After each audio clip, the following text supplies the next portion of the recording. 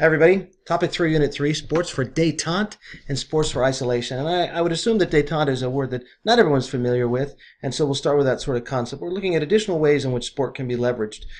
In this case, for both positive and negative, sort of like last time when we looked in topic 2, we had sort of two sides to one coin where you were pressing through sport or resisting through sport. It's kind of the opposite idea. Detente and isolation are sort of opposite ideas as well, and it's this idea then that sport can be utilized for a wide variety of ends politically, and this one here in sports and international relations is one of them. And this time, we'll start first with detente. So detente is this concept of the easing of tensions between political rivals. So detente can happen in a wide range of forms. It is one of those things where you're looking for that sort of safe space to begin to dialogue. And during the Cold War, these became very important concepts when, for example, arms races or the proxy wars got out of hand. So in an arms race, you're talking about building more and more intercontinental ballistic missiles, increasing our ability to destroy each other many times over, and getting to a point where we were so fearful of each other we weren't talking. You also had eras in the Cold War where you actually had proxy wars ongoing, where we were, say, arming one side. We didn't directly fight the Soviets anywhere, but for example, when they invaded Afghanistan and we armed the Mujahideen, that was a proxy war where our proxy force was fighting the Soviets. And if you looked at a place like Angola, which started a civil war in the mid-1970s, there were pro-U.S. factions being armed by us and pro-Soviet factions being armed by them. And so we weren't actually fighting directly, but it was a proxy war. We were technically fighting through proxies. So in these cases, detente can be really important. We have tension and enmity between two states that if you can come up with a way to find a way to begin to talk, it's important. And that initial speaking seems like it should be easy. We just say, call up and say, so this picture on the left is Brezhnev and Nixon. So Nixon or Brezhnev calls in and says, hey, let's talk, right? Like the other one with Gorbachev there and with Reagan. Just talk. But it's usually there needs to be something that precipitates the conversation. And our detente with China in the 1970s is a very good example of this. Now, if you just finished the Isolating South Africa assignment in Unit 2, some of you may have come across the fact that the Ping-pong Federation was the first IF, the first sporting bingo to isolate South Africa through sport. So ping pong may have come up for you already once this semester, but ping pong is a sport that's in the sports space of China. It matters. And one of the things that the Chinese did was take advantage of an athlete getting on the wrong bus at a tournament in East Asia, a ping pong tournament, I believe in Japan, and that it gave a chance for an unlikely friendship to develop between a Chinese ping pong player and an American ping pong player. And it led to an invitation for the American ping pong team delegation to come to China, to open China for the first time in decades. And this quote here is from Chairman Mao. He was the sort of the founder of the People's Republic of China and had led them in the Civil War in the late 1940s. His quote was, let the little ball move the big ball, this concept that the little ball of sport can move the big ball of international relations. And ping pong then comes to become a tool for detente. Sometimes it doesn't mean that you totally change the relationship. Like in the China one, that's the beginning of things that shifted. Way back in Unit 1, we were talking about how many Chinas there are, and an era when a lot of countries around the world recognize Taiwan as China. After this ping pong moment, it begins to normalize relations between the U.S. and the PRC, and that's when the recognition shifts from the Taiwan, Chinese Taipei and Taiwan to the People's Republic of China. So it doesn't necessarily mean that everything gets better. So detente in U.S.-Iran wrestling is more a way in which you keep lines of communication open. So since 1979, we've had more than a problematic relationship with Iran, right? In Iran in 1979 is where there was a storming of the U.S. Embassy, hostages were taken and held for hundreds of days, and our relationship with Iran has changed ever since. During that time period, we don't have any formal diplomatic relations, right? So we don't have an ambassador there. They don't have an ambassador here. We don't have formal relations of any kind. If we want to talk, we have to pass notes through intermediaries.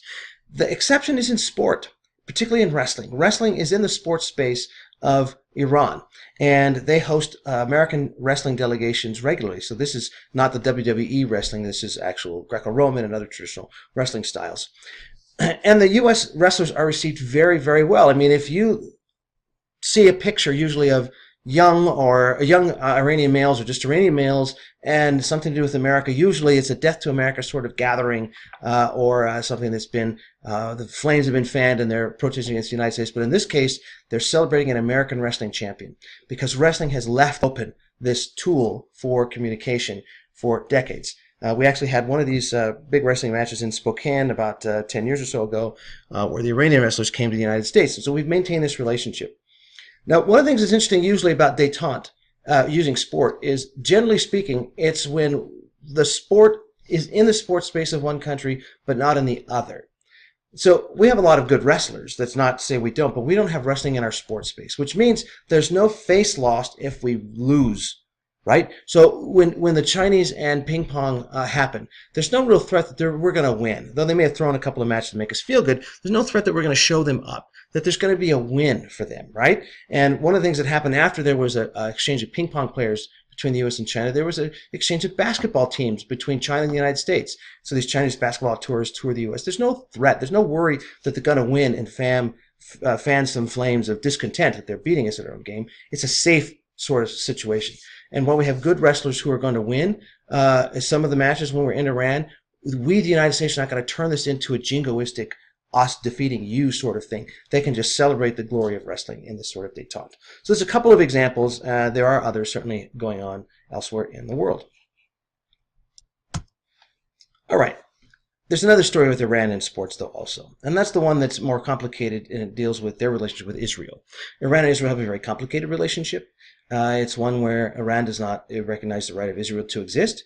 There are other states that have that same sort of perspective. There's a pro-Palestinian perspective, anti-Israeli perspective. So, physically speaking, Israel is located on the Asian continent, and they should then participate in Asian regional meetings and games.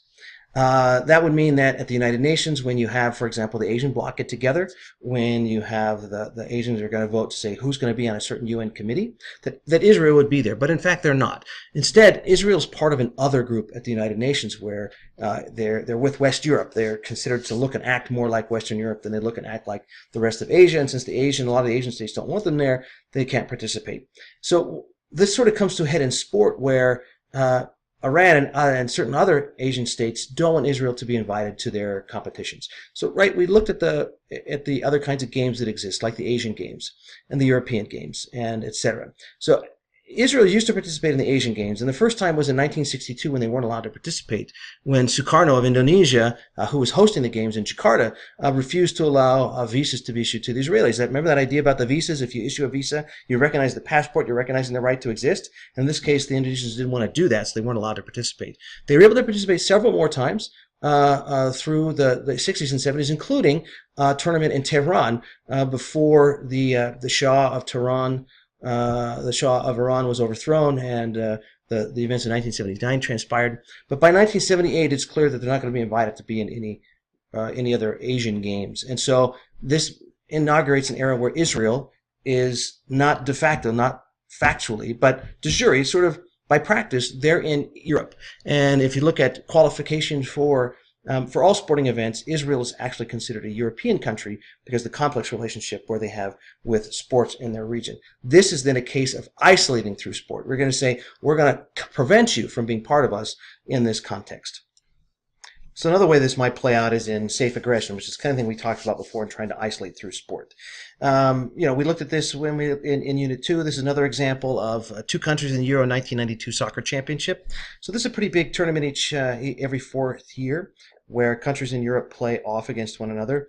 Some Europeans consider it more important than the World Cup itself. They say that because it's only European teams, it's not watered down with, say, a team from North America or a team from Africa who might not be as strong as some of the European teams. I'm not of that opinion myself, but it is to give you a suggestion of the level at which some Europeans view the tournament. Because Yugoslavia was then in the midst of a civil war, and one in which the people in central government in Belgrade in Yugoslavia, and for example Mladic here, who's on the right pointing, were conducting pretty heinous acts of what comes to be considered genocide. They want to try and pressure them out. And so they kick them out of the Euro Championship, even though they've qualified. And one of the interesting sidelights of that story is the team that gets called in to replace them, Denmark, had actually literally been out vacationing on beaches and stuff because they were in their off season, summer of 1992. They get called in and they win the tournament. But you're trying to isolate Yugoslavia through sport. It doesn't change what Yugoslavia is doing at all. They continue apace. They aren't interested the way, say, some South Africans were interested in changing their ways to try and get themselves back in good graces of the international community. This is one where eventually you have a NATO bombing campaign and military action to stop them from conducting the genocide. Well, so that's sort of isolation and detente, both sorts of ways. And let's see how it sort of plays out in Cuba. Cuba is a famous sporting place. So Cuba before 1959 was one of the hotspots of baseball around the world. In fact, some of the places that baseball spread in Central America and Mexico spreads from Cubans spreading the game, not Americans spreading the game. The Americans spread the game to Cuba, and the Cubans spread the game from there. And it became a very important part of the revolution. When the revolution happened, succeeded on January 1, 1959. For example, one of the things they did immediately was integrate sports. Not all sports was integrated in the United States at that time, and so doing it just sort of overnight was a very big deal. They care about sports. When it became clear that the Cubans were going to be a communist regime, and it wasn't clear on January 1, 1959, but it becomes clear over the next year, there's an attempt to isolate Cuba, particularly through this organization here called the Organization of American States. That's a big regional IGO, right? So that's all the governments in the Western Hemisphere, with the exception of Cuba, belong to the OAS. And it's our attempt through the United States and its allies to isolate Cuba through sport. Through political isolation to try and get them to change their ways. But sport, it didn't happen that way. In the Pan American Games, which is another one of those regional games, Cuba was always included in the Pan Am Games. And in fact, they became the host in 1991. And in 91, they were trying to show that they could continue to be a viable country. This is right after the Soviet Union fell. One of the ways that Cuba was able to succeed as in economics in the 1960s, 70s, and 80s was through subsidies from the Soviet Union. Those collapsed when the Soviet Union collapsed. And so they were in a pretty tough place in 1991 when they hosted the games. But they put them on, they do a great job, and we're not able to isolate Cuba through sport, with the exception of Major League Baseball. So Cuba has its own baseball league. It used to be a place where lots of Major League Baseball teams did winter training and did a lot of scouting, had a lot of players there. We spend then the better part of 5 decades into a 6th decade as with Cuba being isolated from baseball. And we don't have any, again, like with Iran, no formal relations with Cuba. At the time, we didn't have any ambassadors exchange, etc. So one of the ways where we tried to find some detente was through sport. And this is a picture of a couple of games that took place between the Cuban national team and the Baltimore Orioles of Major League Baseball.